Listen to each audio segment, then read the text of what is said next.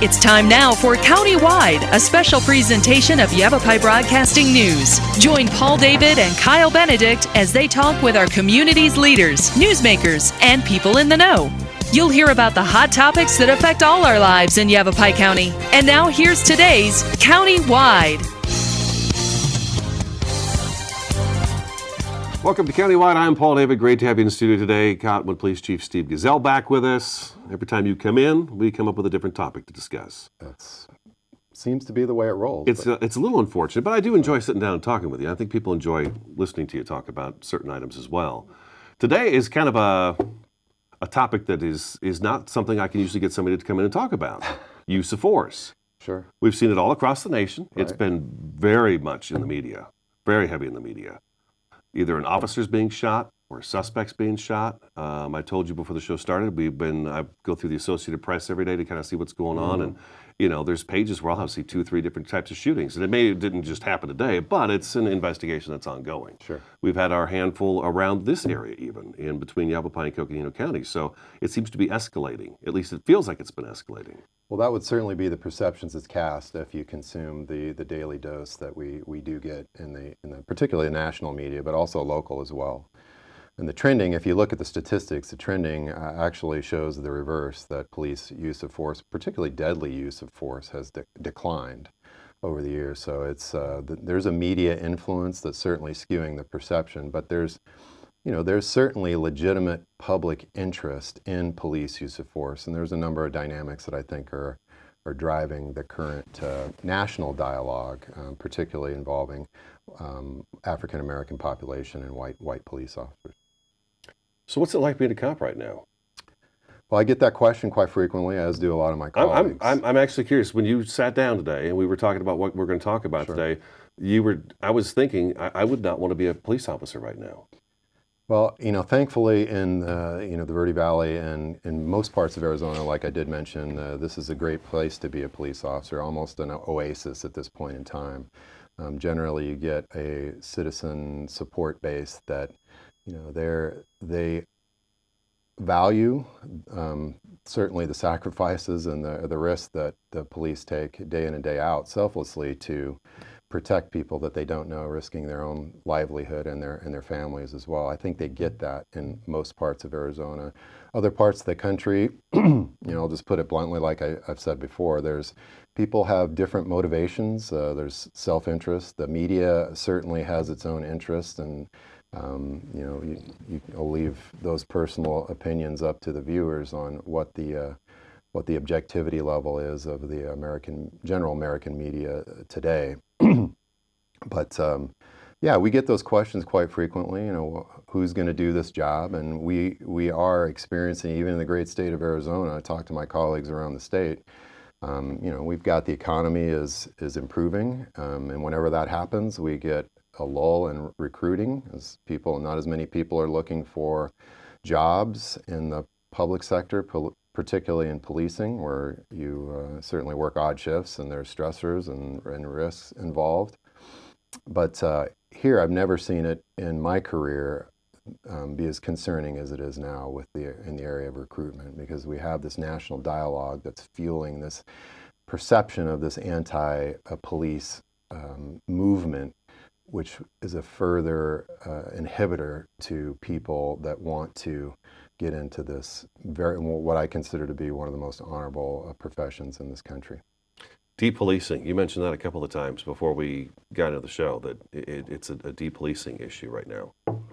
Yeah, certainly. And again, we're blessed here in Arizona, certainly in Cottonwood. We have a very supportive community. So that dynamic you don't see too much here. But what we mean by that is the national focus is beginning to affect the psyche of the American police officer in many communities. And depending on what community they serve, it may have more of an effect than others. So that goes back to what I was saying before we started taping, is proactive policing is really the backbone and the impetus for so much success in crime reduction in American policing. Police officer sees something, he legally takes action, he has reasonable suspicion to do so, they take action, and the objective is to deter future more serious crimes many times. And we're at a point now where in many cities, police officers are not proactively policing communities that need us the most. And they have valid concerns, and it's become this, do I risk my job or do I risk my life? Mm-hmm. And neither one of those questions, if you really get down to, how do we answer that? I'm not willing to do either one of those. Right. How do you answer that? So unfortunately, the studies are showing predictably that police officers are not being as proactive as they have in the past, and you can see the reflection of, conceivably, the reflection of that depolicing in crime-ridden cities such as Chicago, Detroit, St. Louis, where there's been thousands of people shot this year, and we're not even done with a year. I mean, this don't involve police at all. In the city of Chicago, their homicide rate is exceeded norms that were exceeded the high point, which was back in the 90s during the crack cocaine era. And what's missing from the media dialogue is if the crime is that significant, the violent crime, where you're getting thousands of shootings and homicides in a neighborhood or a city, someone's got to police that neighborhood or that city. And if someone's willing to kill another citizen indiscriminately or for whatever reason, they're certainly going to be willing to exercise that same level of malice towards the police officer that's trying to enforce the law, again, trying to keep public order and reduce crime. So imagine what it's like to go into those neighborhoods, and yet the daily dose in the media is focusing many times, sometimes certainly myopic and selectively without context, on particular encounters. Body camera is another dynamic that has changed the narrative. And what we found is a lot of these national events, they ultimately, when the facts are fully fleshed out, and we have social media as well, I forgot to mention that, with body cams and social media, mm-hmm. which changes public opinion very quickly. And so at the end of the day, what we get after the legal process has fleshed itself out in many of these instances where the facts come available to the media, they're subjugated to the back of the newspaper, or they're not brought out at all. It's not front page anymore, is what you're saying. Well, when again, there's different motivations, and for media, there's a sensationalistic piece to it. Right. In my personal opinion, that that keeps that machine rolling in many cases. Now, having said that, I'd be remiss if I don't talk about how we do police use of force internally. So I'd love to get into that if you're ready to do that. Let's take our break. We're going to take a break right now, okay? Cottonwood Police Chief Steve Gesell in studio today. We're talking about use of force. This is Countywide. We'll take a quick 2-minute break, and we'll be right back.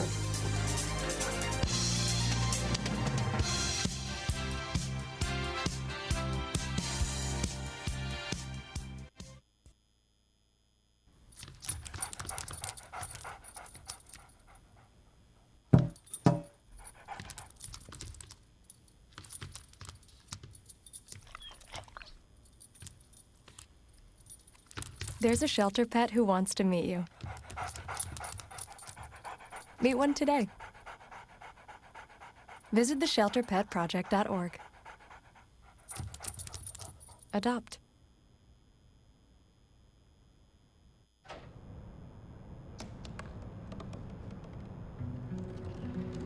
They said I couldn't dream. Called me a piece of trash and swore that's all I'd ever be.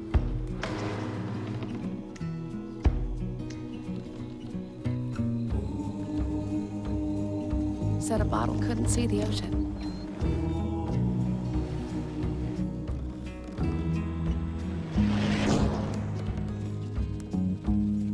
Give up. Go back to the dumpster.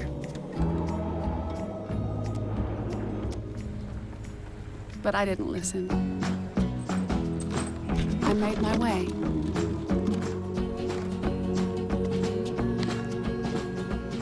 And now, what I've always wanted to be.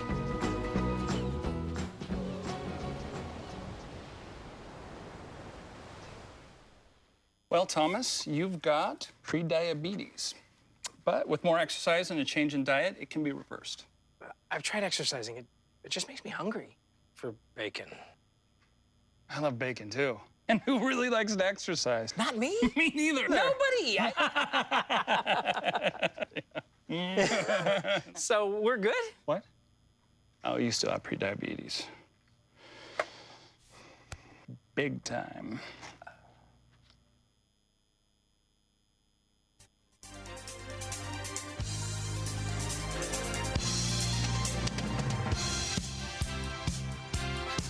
Welcome back to Countywide. Cottonwood Police Chief Steve Gesell in studio today. We're talking about the use of force. I looked up the definition of use of force. I went to the wiki this morning. And the use of force is, the use of force in the context of law enforcement may be defined as the amount of effort required by police to compel compliance by an unwilling subject. That was their definition of use of force. Sounds pretty accurate. Yeah, okay. So can we hit that really? Well, you had a topic you wanted to hit before when we came back from the break. Well, you know, I spent a little time, you know, throwing out my opinion on the American media and how, you know, it's built at this point in time, in my opinion, on sensationalism. But there are absolutely legitimate concerns of police use of force. And, you know, I used to be an internal affairs sergeant years ago in the Valley for the city of Scottsdale. And I can tell you, throughout my career, we take the use of force very, very seriously now. Particularly, well, I'll just leave it. I was going to compare Western versus Eastern culture, but that would not be fair. But there are certainly policies and practice in place, and they have been in place, at least throughout my career, that are highly, you know, we shine a very, very bright light on police use of force internally. So when an officer uses any level of force, and that means using hands-on, any type of tool up into including obviously the use of deadly force, there is a supervisory review immediately. And I tell you, I'll just talk about Cottonwood right now, which is pretty standard in most police departments. There's a use of force report. We just don't go, hey, you know, dust the officer off or dust the suspect off and go on with our business. There is a review of that use of force. It goes to a subject matter expert. We train regularly in the defensive tactics is what we generally call it. So we have instructors that have had many, many years of experience that review officers' use of force. And ultimately that comes to me with a recommendation, whether it was in policy or out of policy. So that's the kind of internal reviews that are really consistent in pretty much every police department that I'm familiar with, that I've had personal contact. Those are in place. The public's understanding of police use of force has always been an issue because it is a weird business. I mean, it's an odd business, and you know, to put it bluntly, there are individuals, and which is, you know, it shouldn't be a secret to anyone. There's individuals out there that will cause harm to police officers and other citizens. I mean, I think that's a given at this point in time. And dealing with those individuals, particularly when you have a high incidence of mental illness in this country, including in the Verde Valley, we have a high incidence of people that suffer from mental illness or dual diagnosis where they're using some type of substance, either illegal or illegal. And you mix that into the fold, and many times police officers have a very difficult time. Particularly if somebody's going to be taken in custody, but getting control over situations that are very, very dynamic can go bad very, very quickly. Very mundane, what people would think to be the casual context or routine traffic stops can turn deadly, and police officers are trained that way. They know that. So, you know, we're focused, and like many other departments, on anything we can do to reduce those volatile instances where police officers are trying to get control of a situation and they're having difficulty. So we're trying to provide other tools to help them because it's in the police department's interest as well, because we don't want officers to get hurt, certainly, and we don't want suspects to get hurt unnecessarily. So we focus on de-escalation techniques, which is the buzz phrase that you're hearing around the country is de-escalation, de-escalation. We focus on that. We're focusing also training all of our officers in what we call CIT, or critical incident training, where we put them through extensive, it's extensive 2-week class on interfacing with the mentally ill. And we also have other tools. We partner with Spectrum. Spectrum now has a mobile crisis unit to help us diffuse some of those situations. So our intent is to reduce the number of uses of force in the city. But the fact remains that the public still has a misperception of many times of when the police use force, what force is applicable. And so that's why I think it's very, very important that we maintain transparency and we have programs that we offer to the public to help educate them. Just last week, we offered the first of 2 days where we put elected officials in Yavapai County that were volunteering to go through a use of force simulator in multiple scenarios. We have a Citizens Academy where we go over use of force policy. We put them through the simulator as well.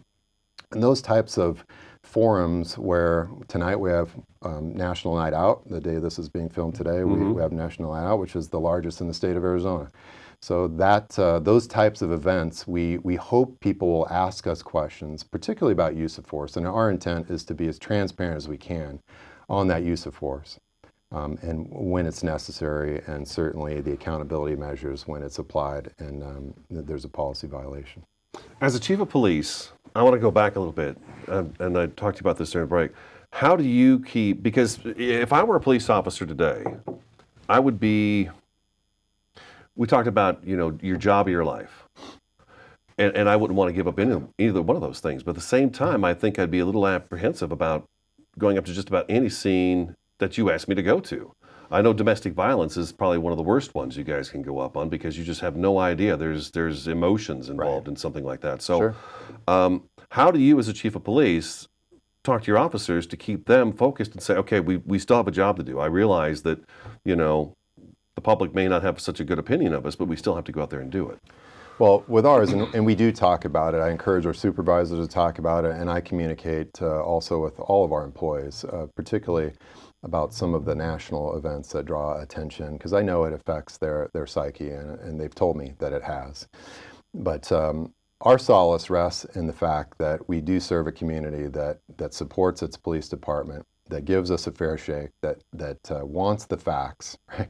Wants the facts, and they want to listen, and we reinforce the fact that we are truly fortunate, particularly at this day and time, but any point in time, to serve a community that's a true partner and supports its police department and is willing to listen to the facts and logic behind what we do. Okay. And violence sometimes, unfortunately, is an unavoidable aspect of policing. Would I love to say, hey, love to eliminate all violence in the world? Well, of course we would, but that we know that's not the real world. We know that's not realistic, and that's why officers are trained and equipped to deal with individuals that want to cause other citizens harm, that want to hurt them. That's a good point to make right there, is that you guys are. It's not like you just walk around with a whistle in your pocket. Correct. You're armed with a handgun. Right. You've got spray. You've got handcuffs. Tasers. I mean, every time one of you guys comes in here, or ladies come in here, I notice the belt gets bigger and bigger and bigger. You know? It's a lot of tools. Yeah. It's a lot of tools. Which can hurt your back over time. Right, yeah. I understand your hips disappear after a period of time. Mine hurts right now. Yeah, we got to take a break real quick. Okay. Cottonwood Police Chief Steve Gesell in studio today. We're talking about use of force. Stick around. Countywide. We'll be back in just a couple minutes.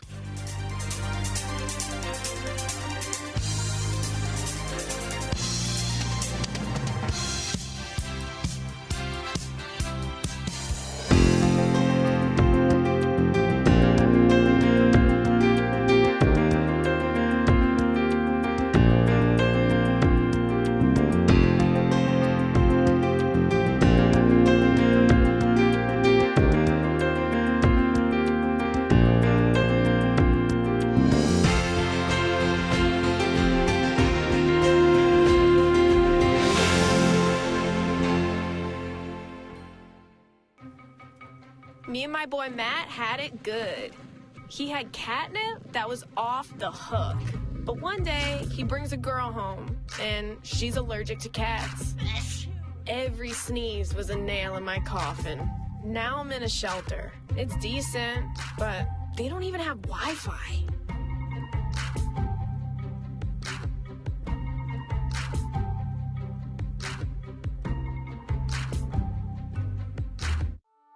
I'm Jenny Garth. And as a mother of 3, I know kids worry about a lot of things. Getting enough food to eat shouldn't be one of them. But here in America, that is a real worry for 1 in 5 children. Even though we are one of the most food-rich countries in the world, 15 million children don't know where their next meal is coming from.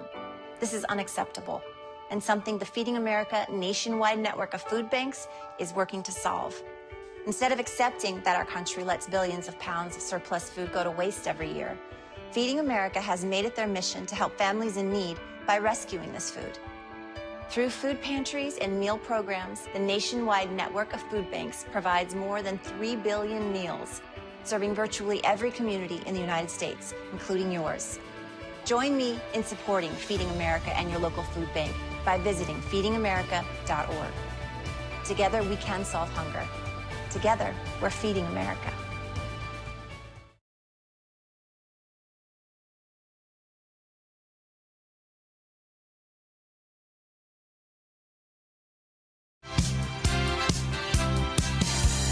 Welcome back to Countywide. Cottonwood Police Chief Steve Gesell in studio with us today, and I was asking him during the break if he can come back because there's several things we've not talked about.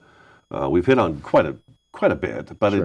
it's 20 minutes to talk, so it's kind of a punch list that we got to do. But I want to have you come back and talk body cameras. Those came to light, I want to say maybe a year or two ago. I mean, they've been around for a lot longer than that, but Last 3 or 4 years. yeah. But body cameras have been a big issue, and I imagine a huge help to law enforcement. Absolutely, we're a huge Dash cams. huge proponent. A help and a hindrance. Well, and we can talk about the use of those in the media. But and then I wanted to talk to the chief too about what is it that we should be doing as the public when we're I don't want to use the word confronted, when we encounter a police officer. Sure. Whether it's a traffic stop or at our home, kind of go through those rules too as to what we should and shouldn't do. Sure. Because I feel like sometimes right now it's and correct me if I'm wrong, but I think people are actually looking for a fight. Well, sometimes. In some instances throughout American policing history, that has been the case, but seemingly more so as of late. Mm-hmm. Absolutely, I would agree with that, but not everyone. But there are certainly people out there like that. Right. So you're good to stick around. We'll do a second show and we'll talk about some of the other things that go with use of force. Sounds great. Use of force. All right. Anything else you want to get about the first half that we've talked about so far? No, I just think this is one of perhaps the most important issue in American policing today is police use of force, and really anything we can do to further the public's understanding of how and when police use force and to increase that transparency. I think we need to be committed to do that. I think we all need to live in Maybury.